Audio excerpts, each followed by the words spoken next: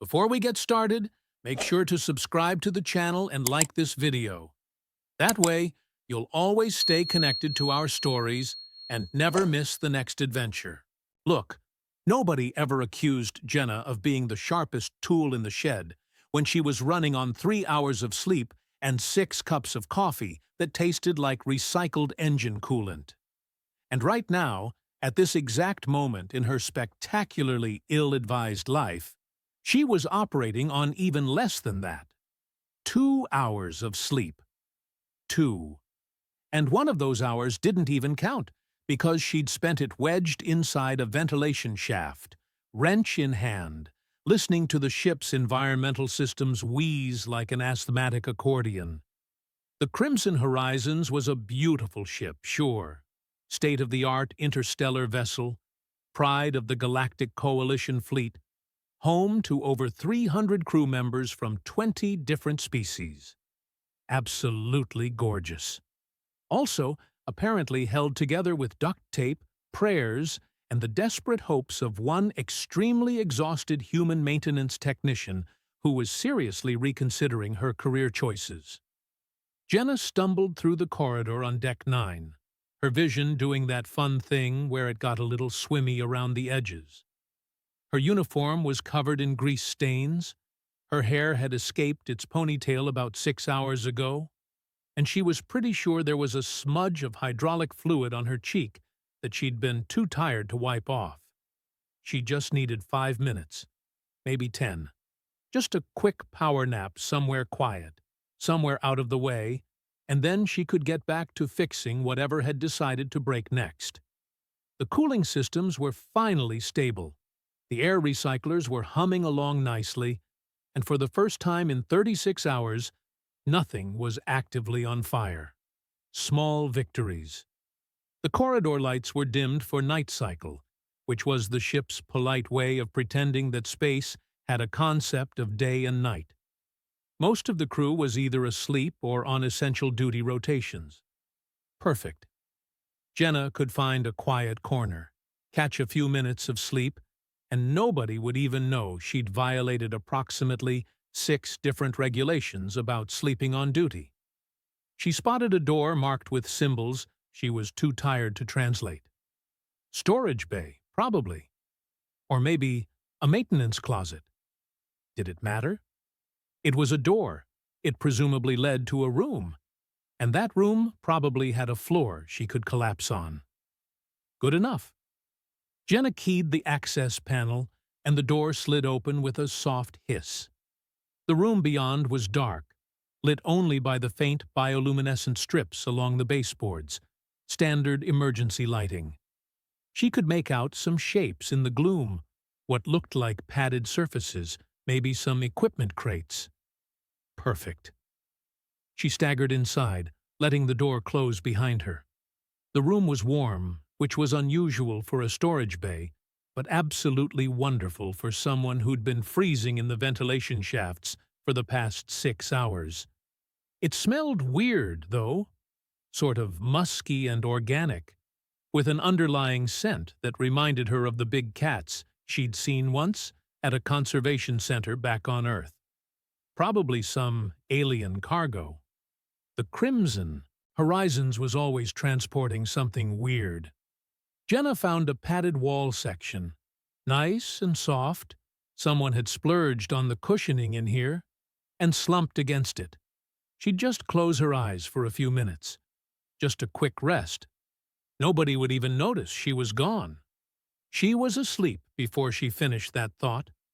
What Jenna didn't know, because she was terrible at reading Drennick's script, and also because she was functionally a zombie at this point, was that the door she'd just stumbled through was marked with very specific warnings. Warnings that roughly translated to Royal Nursery, authorized personnel only. Violators will be dismembered slowly. The Drennicks were not subtle people. Also, they really meant that bit about the dismemberment. The Drennicks were apex predators from a death world that made Australia look like a petting zoo. They stood 8 feet tall on digitigrade legs, with muscular bodies covered in scales that shimmered between deep crimson and gold. They had 6-inch retractable claws, triple-rowed teeth that could shear through titanium alloy, and a hunting instinct so refined that they could track prey across 3-star systems. They were terrifying. They were also, inconveniently for Jenna's continued survival, incredibly protective of their young. Like, psychotically protective. Like, you looked at my cubs wrong and now I'm going to use your spine as a decorative wind chime. Protective. The Drennick's cubs were already awake when Jenna entered the nursery, because cubs of apex predators don't really sleep so much as they enter a state of heightened alertness where they're ready to bite anything that moves. They'd been playing, well, playing in the sense that they were practicing murder techniques on each other when the door had opened. 3 sets of luminous eyes turned toward the strange creature that had just invaded their space. The cubs froze. Pip, the largest of the 3, tilted his head with the kind of predatory curiosity that usually preceded something losing a limb. He was already the size of a large dog, with scales that gleamed copper in the dim light, and claws that clicked against the floor as he moved. Chitter, the only female, made a soft, chirping sound, hence her name, and crouched low, her tail lashing behind her. She was smaller than her brothers, but twice as vicious, with a habit of going straight for the throat in their practice fights. Os, the youngest, just stared. He was the quiet one, the observer, the cub who watched and learned before striking.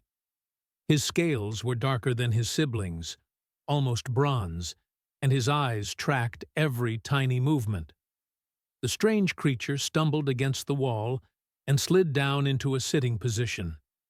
It was making soft sounds, sort of wheezing and mumbling.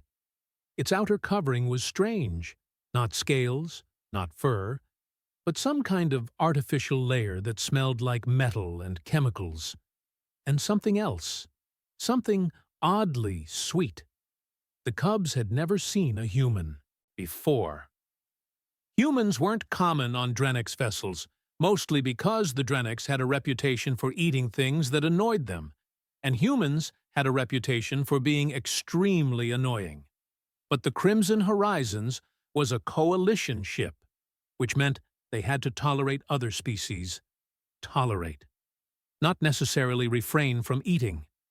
Pip took a cautious step forward, nostrils flaring. The creature's eyes were closed now, and its breathing had deepened. It was sleeping? In their nursery? Bold move, stupid move. Pip approached slowly, ready to pounce if the creature attacked.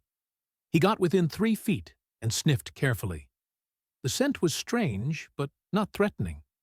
The creature was small, smaller than an adult Drennick's, barely bigger than the cubs themselves. It looked soft, vulnerable, not dangerous at all. Chitter chirped again, louder this time, testing for a reaction. The creature mumbled something incomprehensible and shifted slightly, but didn't wake up. Os moved in from the other side, completing the triangle. 3 apex predator cubs, each capable of tearing apart a fully grown prey animal, surrounding an unconscious human who had just made the worst navigation decision of her life. Pip reached out with one claw and gently poked Jenna's arm. Soft. Definitely soft. And warm. The creature made another sound, somewhere between a sigh and a snore, and one of its upper limbs flopped to the side. Chitter, emboldened, pressed her snout against Jenna's shoulder and sniffed deeply. The sweet smell was coming from the creature itself, not just its coverings. Interesting, she chirped approvingly. Os, always the analytical one, noticed that the creature was slumped in an awkward position that looked uncomfortable. He nudged it gently with his head, trying to shift it into something better. Jenna, still deeply unconscious, responded by sliding further down until she was almost horizontal against the padded wall. Her head lolled to one side. The cubs looked at each other. Then Pip made a decision that would later be studied by xenobiologists as evidence of cross-species instinctive behavior. He curled up against Jenna's side, his warm body pressing against her ribs. She was warm. She was soft. She smelled interesting. And most importantly, she wasn't trying to eat them or teach them calculus, which made her better than 90% of the adults in their lives. Chitter immediately claimed the other side, wiggling her way under Jenna's arm until her head was resting on the human's lap. She made a satisfied chirping sound and tucked her tail around Jenna's leg. Os, not wanting to be left out, draped himself across Jenna's feet and began purring, a deep rumbling sound that vibrated through the floor. Within minutes, all three cubs were fast asleep, their predatory instincts completely overridden by the simple fact that this strange, soft creature was an excellent heat source and made a surprisingly comfortable pillow. Jenna, blissfully unaware that she was currently being used as furniture by three creatures that could disembowel her without breaking a sweat, slept on. Somewhere in her subconscious, in that deep place where the brain processes sensory information even during sleep, she registered warmth, weight, and a pleasant rumbling vibration. Nice, her sleeping brain decided. Cozy, like sleeping with cats.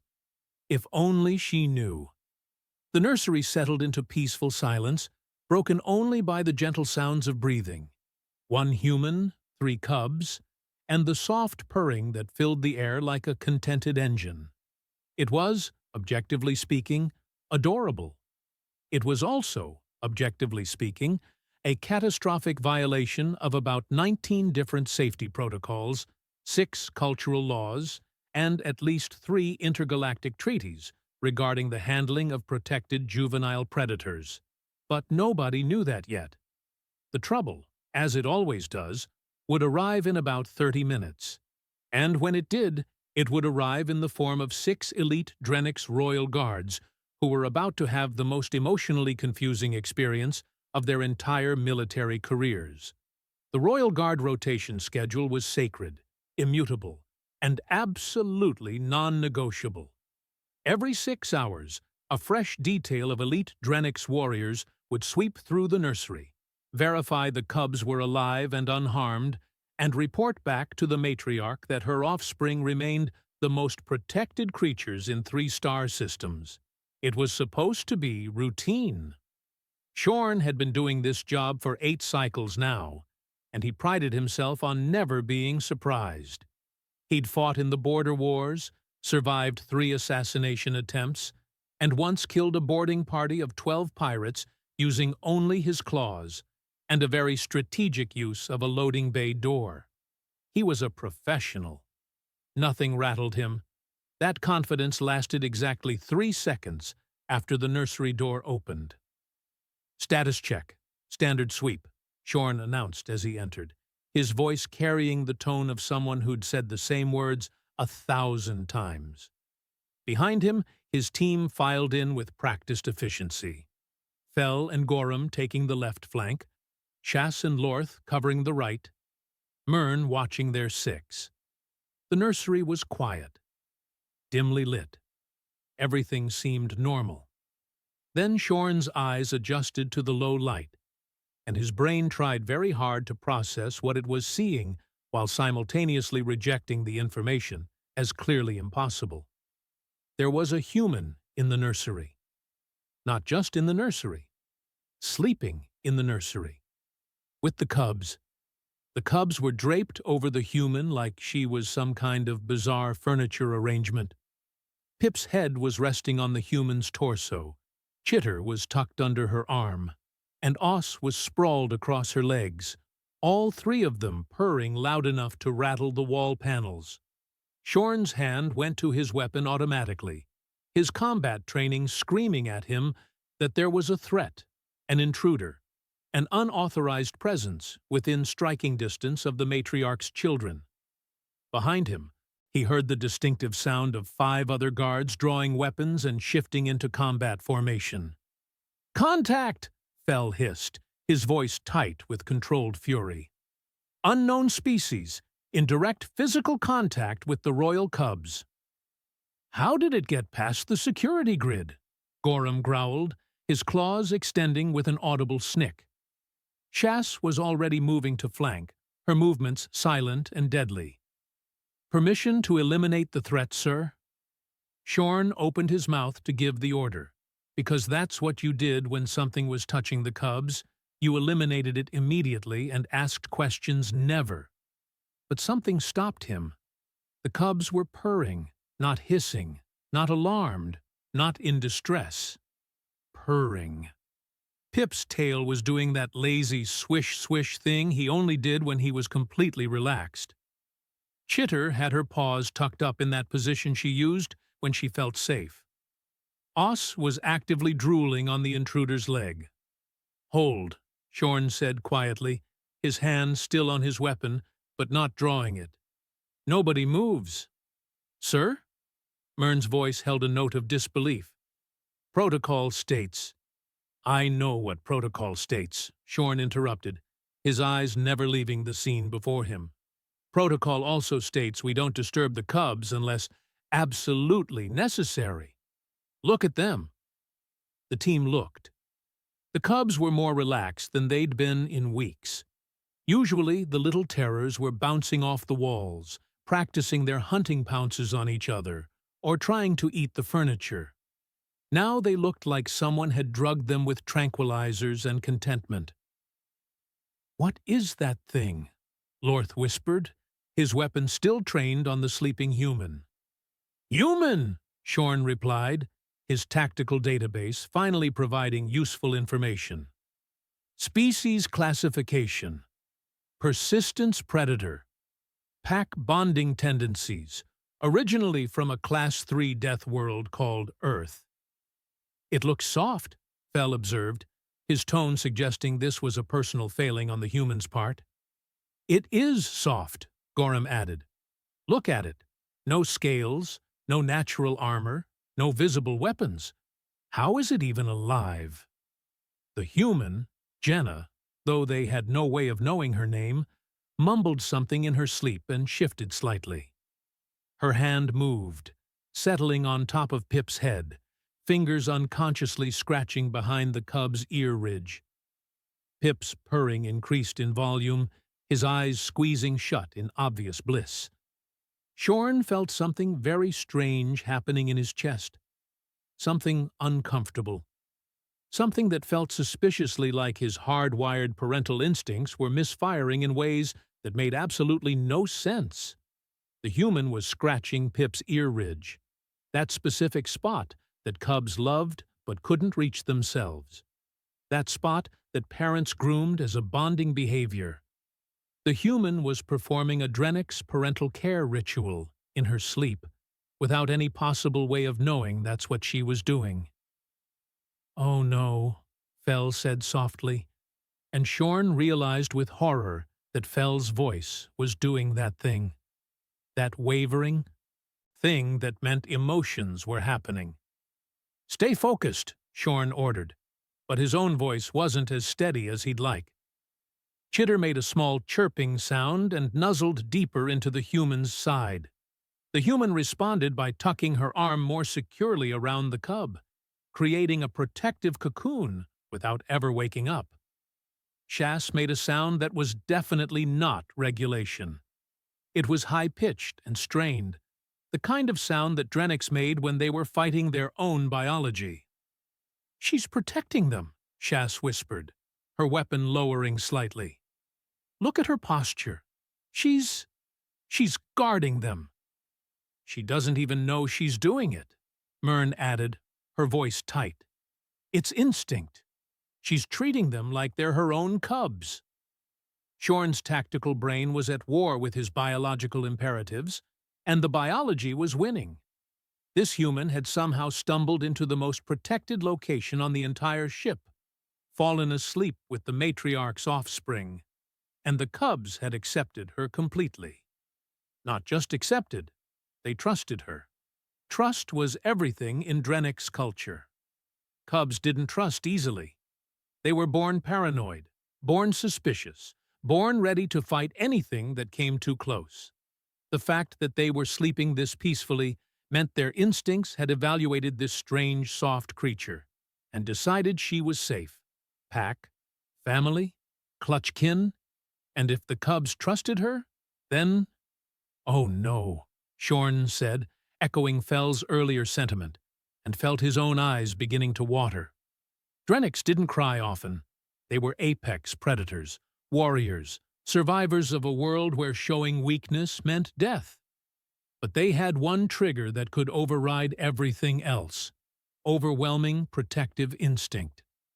When confronted with something that needed protection, something vulnerable and precious, their eyes would water as a biological response. It was happening now. Shorn's vision blurred slightly as his tear ducts activated against his will. He watched the human sleep, completely unaware of the danger she'd wandered into, completely unaware that she was surrounded by 6 fully armed warriors who could tear her apart, completely unaware that she was cuddling with cubs that could disembowel her with one swipe. She had no idea. None. She was just sleeping, tired, vulnerable, trusting, and the cubs loved her for it. "Sir," Gorham said, and his voice was definitely shaking now. "Sir, I think I'm crying." "We're all crying," Fell confirmed miserably, wiping at his eyes with the back of his hand. "This is a disaster." "She's so small," Shas said, her voice breaking. She just walked in here and went to sleep, like she wasn't in any danger at all." "She doesn't know," Lorth added, his weapon hanging forgotten at his side. "She doesn't know what she's sleeping next to. She doesn't know what we are. She just trusted." Myrn made a keening sound, the Drennick's equivalent of a sob. "She's scratching Pip's favorite spot. How does she know? Pip's favorite spot? She can't possibly know." "Instinct," Shorn managed, his own voice thick. "Cross-species nurturing instinct. Some species they just know how to care for young. Any young." The human mumbled again, something that sounded like stupid cooling coils and need coffee. One of her feet twitched, disturbing Oss, who chirped in protest and readjusted his position. The human's eyes stayed closed, but she made a soft, soothing sound. "Shh, it's okay." And her hand moved to pat Oss gently. Oss settled immediately, purring even louder. That did it. Shorn felt tears streaming down his scaled face, and he didn't even care anymore. Around him, his entire elite guard detail was openly weeping, their weapons lowered, their combat training completely overwhelmed by the sheer emotional catastrophe unfolding before them. They were warriors. They were professionals. They were the best of the best. And they were absolutely losing it over a human taking a nap. "What do we do?" Fell asked desperately, wiping at his eyes. "We can't wake her.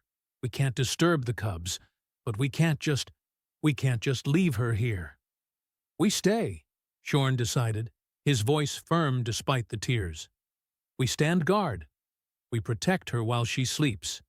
And when she wakes up, she's going to have a heart attack," Gorham predicted. "Probably," Shorn agreed. "But until then, nobody touches her. Nobody disturbs the cubs. We hold this position." So they did.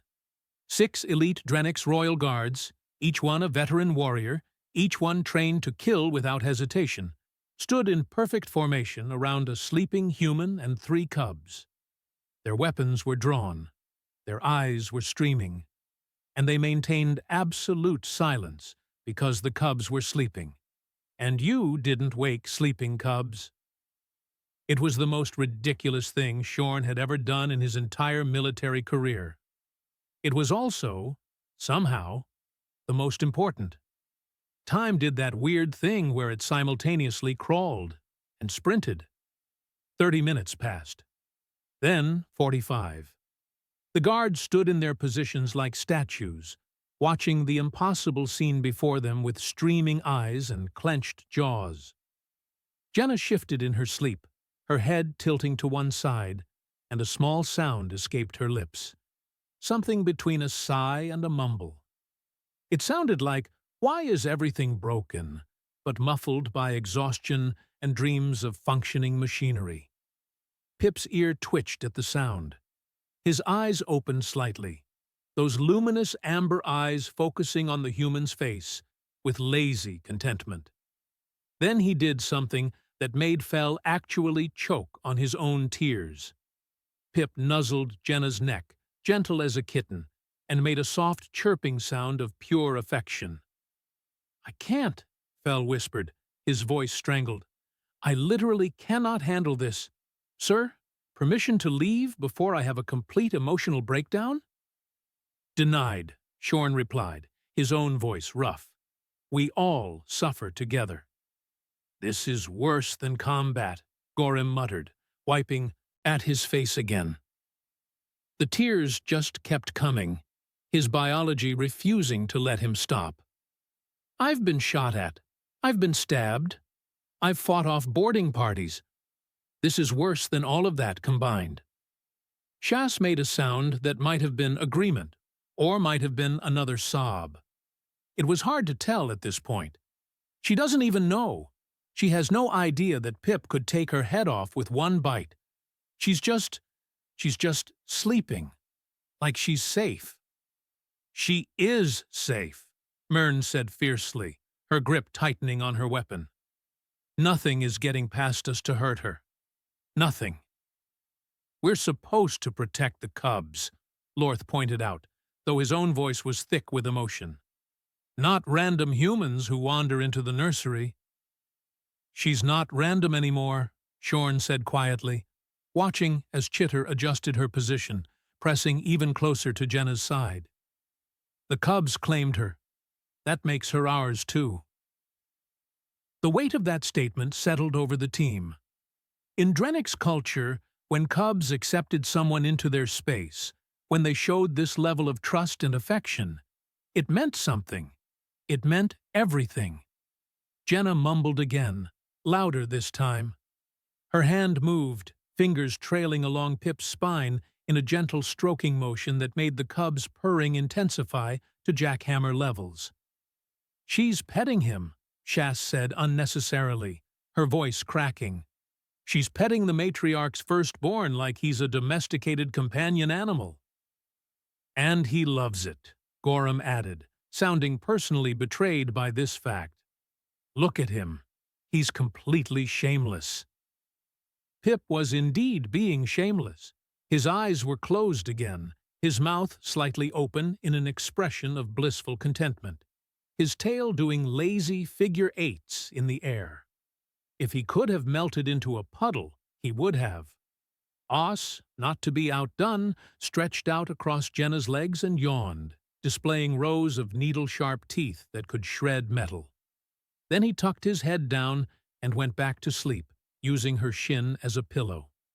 Chitter chirped softly and started making a kneading motion with her front paws against Jenna's side, claws retracted, the same motion Drennick's cubs made when nursing. It was a comfort behavior, a sign of complete trust and contentment. That broke something in Myrn. She made a high-pitched keening sound, the Drennick's equivalent of ugly crying, and had to turn away from the scene to compose herself. "I'm a trained warrior," Myrn said to the wall, her shoulders shaking. "I've completed 63 successful missions. I have 16 confirmed kills. Why am I crying over nap time?" "Because it's nap time with cubs who trust someone they shouldn't trust," Fell explained, wiping his own face uselessly. "It's hitting every protective instinct we have. We can't help it." "I hate biology," Gorham announced to no one in particular. "I hate that my brain is doing this. I want to stop crying. Why can't I stop crying?" "Because she's so small," Shas said, her voice rising slightly before she caught herself and lowered it again. The cubs were still sleeping. "Look at her. She's tiny. She's soft. She has no natural defenses. She wandered into a room full of apex predator cubs and just went to sleep. Who does that? Humans, Shorn said, his tactical database providing information even through the emotional chaos. They're persistence predators, pack animals. They bond with anything. There are records of humans bonding with creatures that actively tried to kill them. It's a species-wide insanity. It's working, though, Lorth observed, watching as Jenna's breathing deepened further, her body completely relaxed despite being draped with 3 potentially lethal cubs. The cubs feel it. They know she's not a threat. They know she's safe. Safe. That word again. It kept coming up, kept circling through Shorn's mind like a mantra. This human was safe. Not dangerous, despite being from a death world. Not predatory, despite being a predator species. Just safe, soft, gentle, and tired. So obviously tired. Jenna's face was peaceful in sleep, but even unconscious, the exhaustion was visible. Dark circles under her eyes, the kind of bone-deep weariness that came from pushing too hard for too long. Her hands were calloused, stained with grease and chemicals. Working hands. She was a laborer of some kind, someone who fixed things, someone who kept the ship running, someone who'd probably been working herself to death and just needed a quiet place to rest. And she'd found it here, in the one place on the entire ship where she should have died instantly. She came here to sleep, Shorn said suddenly, the realization hitting him. She wasn't trying to access the cubs. She wasn't trying to cause trouble. She was just exhausted and looking for a quiet place to rest. She picked the worst possible room, Fell pointed out. Or the best, Myrn countered, her voice still shaky. The cubs wouldn't let just anyone sleep here. They evaluated her. They chose her. Cubs had instincts that adults sometimes forgot about. They could sense intent, sense danger, sense when something meant them harm. Every Drenix knew this. It was why cubs were so valuable. They were natural threat detectors, untainted by politics or prejudice. If a cub trusted you, it meant something fundamental about your character. These 3 cubs, the most important cubs in the Drenix hierarchy, had looked at this strange, soft human and decided she was family. Jenna made a soft sound, almost a laugh, and mumbled something that sounded like, "No, you can't eat the wiring. That's expensive." Her lips curved into a slight smile, whatever dream she was having apparently amusing. Pip responded by licking her cheek, one long swipe of his rough tongue that left a trail of saliva. Jenna's nose wrinkled in her sleep, but she didn't wake. Her hand just came up to absently wipe at her face, then settled back on Pip's head, fingers automatically finding that spot behind his ear ridge again. The Idu guards made collective sounds of distress. "I can't watch this anymore," Gorham said desperately. "My heart can't take it. When does this shift end?" 2 more hours, Shorn replied, checking his internal chronometer. "I'm not going to make it," Fell predicted. "I'm going to die. I'm going to die of emotional overload.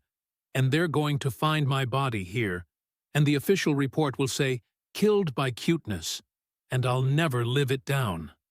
"You'll be dead, so you won't care," Lorth pointed out reasonably. "My ghost will care," Fell insisted.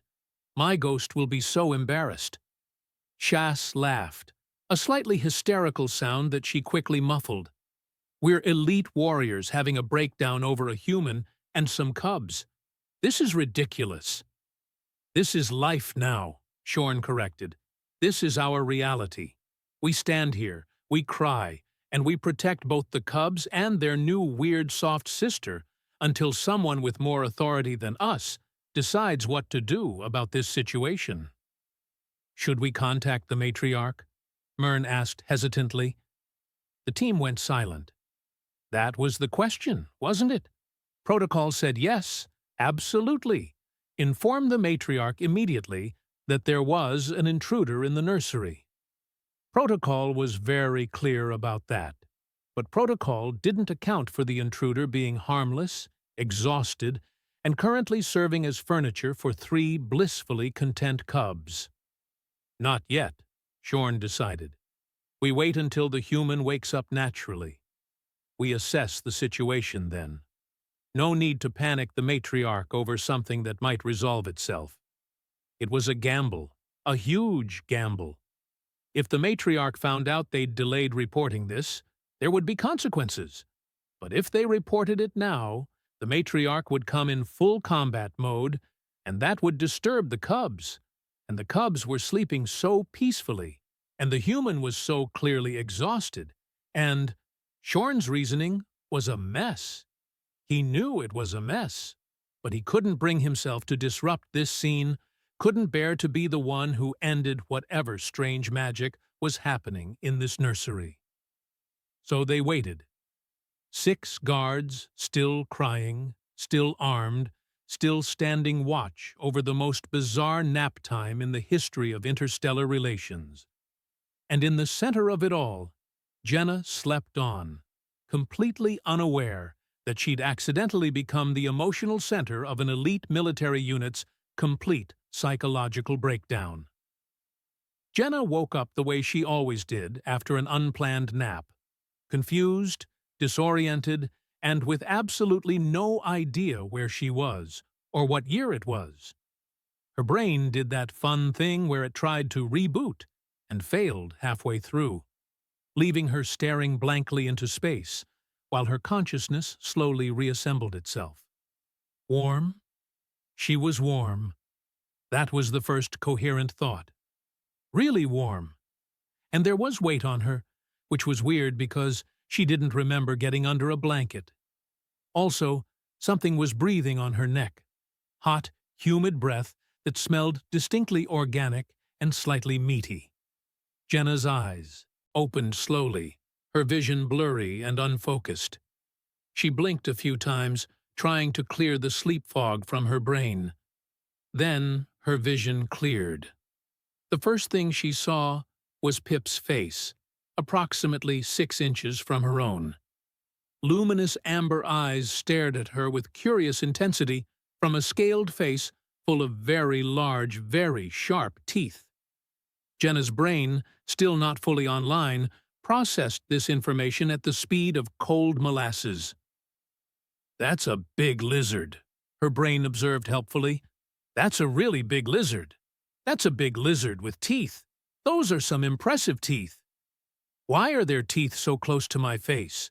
Why is the lizard so... Oh. Memory crashed back like a tidal wave. The nursery. The door she hadn't bothered to read properly. The warm room she'd collapsed in. The very, very bad decision she'd made while running on fumes and desperation. Jenna's eyes went wide. She looked down slowly, very slowly, and registered what the weight on her body actually was. 3 cubs. 3 massive, scaled, clawed, fanged cubs. One on her torso, one tucked under her arm, one draped across her legs. Drennick's cubs. She'd fallen asleep with Drennick's cubs. She was going to die. She was absolutely going to die. This was how she died. Mauled by baby apex predators because she'd been too tired to read a door sign properly. Then her peripheral vision registered movement, and she turned her head slightly to see 6 fully armed Drennick's guards standing in a semicircle around her, weapons visible. Their scaled faces streaked with what looked suspiciously like tear tracks. Were they crying? Why were they crying? Why were there 6 guards? Why were the guards crying? Why wasn't she dead yet? Jenna said, her voice coming out as a scratchy whisper. Is this a bad time? The guards made collective sounds of distress. One of them, the biggest one, with scars across his snout, made a noise that was somewhere between a sob and a laugh. That was not a reassuring response. Pip, apparently delighted that his warm pillow was awake, chirped happily and nuzzled against Jenna's face, his scales smooth and surprisingly soft.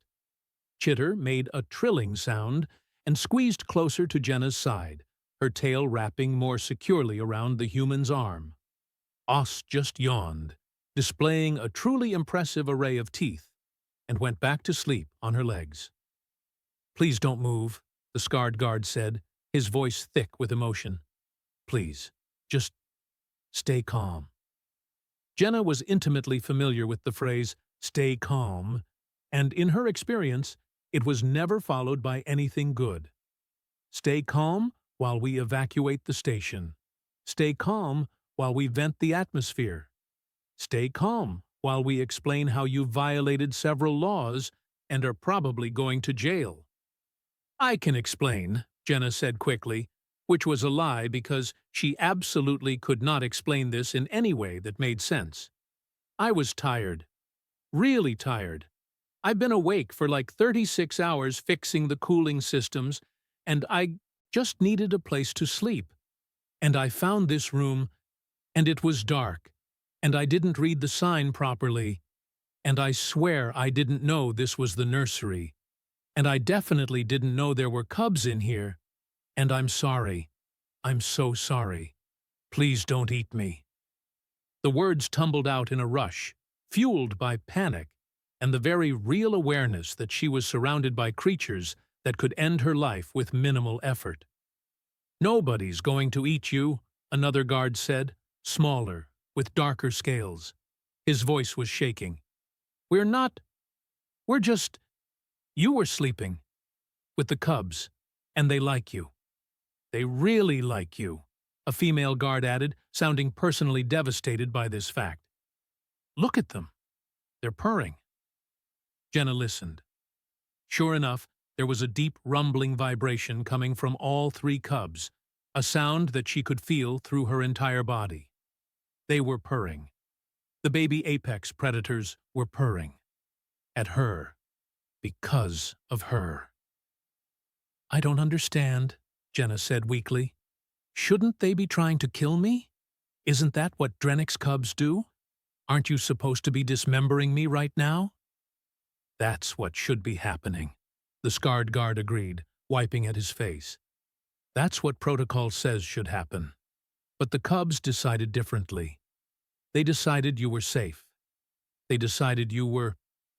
pack. Pack." That word hung in the air like a physical thing. "I'm pack?"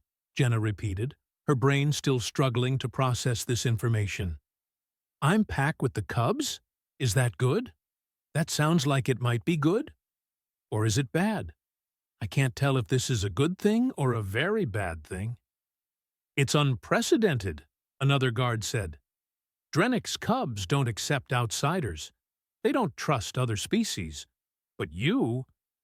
He gestured helplessly at the scene. "You walked in here, fell asleep, and they just claimed you." Jenna looked down at Pip, who was watching her with those huge amber eyes, his expression radiating contentment. Almost unconsciously, her hand moved to scratch behind his ear ridge. She didn't even know why. It just felt right. And Pip's eyes closed in bliss, his purring intensifying. "Oh," the female guard said, her voice breaking. "Oh, she's doing it again? She knows the spot. How does she know the spot?" "I don't know the spot," Jenna protested, still scratching. "I don't know what I'm doing. This feels right? Is this not right? Should I stop?" "Don't stop," the scarred guard said quickly. "Please, don't stop. He's happy. They're all happy. If you stop, they might get upset. And if they get upset, we have a situation." "We already have a situation," another guard muttered. "The situation is happening right now." Jenna's hand kept moving automatically, scratching and petting Pip, while her brain tried very hard to catch up with reality. This was insane. This was completely insane. She was sitting in the royal nursery, covered in cubs, surrounded by guards who were crying for reasons she didn't understand. And, apparently she was now pack family with 3 creatures that could use her spine as a chew toy. "So," Jenna said carefully, "what happens now? Do I go to jail? Is there a fine? Am I fired? Please tell me I'm not fired. I really need this job. I have student loans." The guards looked at each other, a silent conversation happening through expressions and small gestures. "That's not our decision," the scarred guard finally said. "That's the matriarch's decision." "The matriarch," Jenna repeated faintly. "As in the cub's mother? As in the most dangerous Drenix on this ship? That matriarch?" "Yes." "And she's going to decide what happens to me?" "Yes." "Am I going to die?" "Probably not." The guard didn't sound entirely certain, which was not comforting. "That's not a no," Jenna pointed out, her voice rising slightly. "That's very much not a no." As if summoned by the conversation, the nursery door opened with a hiss of pressurized air. Every guard snapped to attention, weapons shifting, postures changing from emotional support group to elite military unit in a heartbeat. Nasira entered the nursery like a force of nature. She was massive, even by Drenix standards, her scales a deep crimson that seemed to shimmer in the low light. Her eyes swept the room, taking in the scene with the kind of instant tactical assessment that came from decades of command. Her gaze landed on Jenna, then on the cubs arranged around her, then back to Jenna. The silence was absolute. Jenna did what any sensible person would do when confronted with a 9-foot-tall apex predator who could kill her with one swipe. She froze completely and tried very hard to become invisible. It didn't work. Nasira moved forward with a predator's grace, each step deliberate and controlled. She stopped a few feet away, towering over Jenna and the cubs, her expression unreadable. Pip chirped at his mother, his tail wagging slightly. "Look, Mom. Look what we found. Isn't she great?" Chitter trilled agreement, still pressed against Jenna's side. "Can we keep her?" Oss just kept sleeping, because nothing was more important than his nap, not even the arrival of the most powerful Drenix on the ship. Nasira looked at her cubs, then at Jenna, then at her crying guards, then back at Jenna. "Explain," she said, her voice deep and resonant, carrying the weight of absolute authority. Jenna opened her mouth, closed it, opened it again. "I was tired," she offered weakly, "and I made several poor decisions." She didn't know it was the nursery. The scarred guard, shorn, Jenna's brain supplied from some distant memory of crew briefings, said quickly. She was exhausted from working on the environmental systems. She entered the nursery by accident and fell asleep. The cubs approached her while she was unconscious. They initiated contact. They claimed her. Nasira's eyes narrowed slightly. The cubs claimed her. "Yes, matriarch." "A human." "Yes, matriarch." "My cubs claimed a human as clutchkin." "Yes, matriarch." There was a long, terrible pause. Jenna could hear her own heartbeat pounding in her ears, could feel the cubs purring vibrating through her body, could see her entire short life flashing before her eyes. Then Nasira did something completely unexpected. She laughed. It was a deep, rumbling sound, genuine and warm, and it transformed her entire demeanor from terrifying to merely intimidating. "Of course they did," Nasira said, her tone somewhere between exasperated and fond. "My children would find the one human on this ship who doesn't know enough to be afraid of them." She looked at Jenna directly. "What's your name, human?" "Jenna," she managed.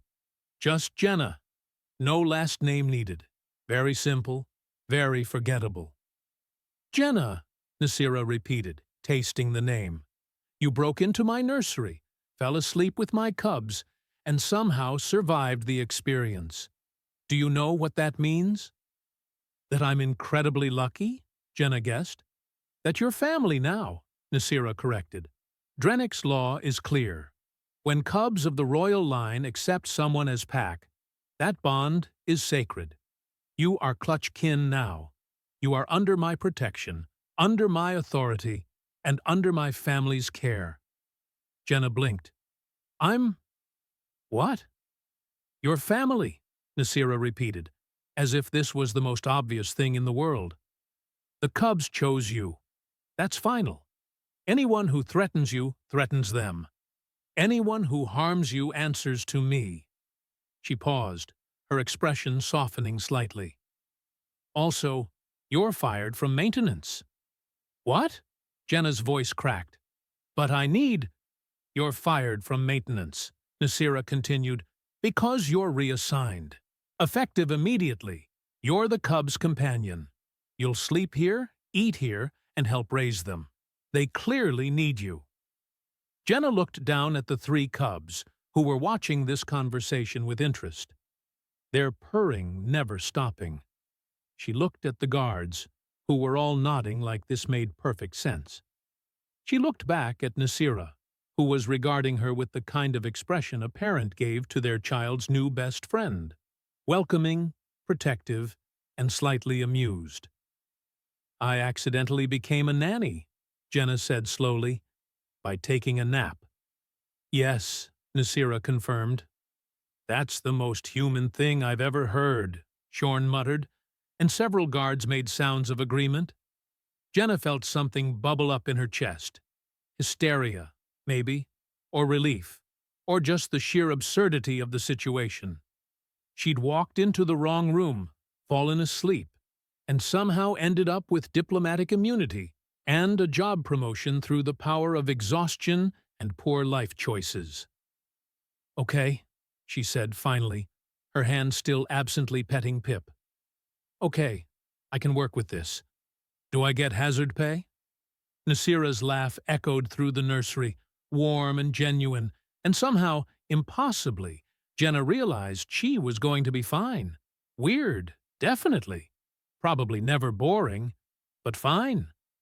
The cubs purred their agreement, and for the first time in 36 hours, Jenna felt herself relax completely. She was family now, and family, apparently, came with scales, claws, and the best naps in the galaxy.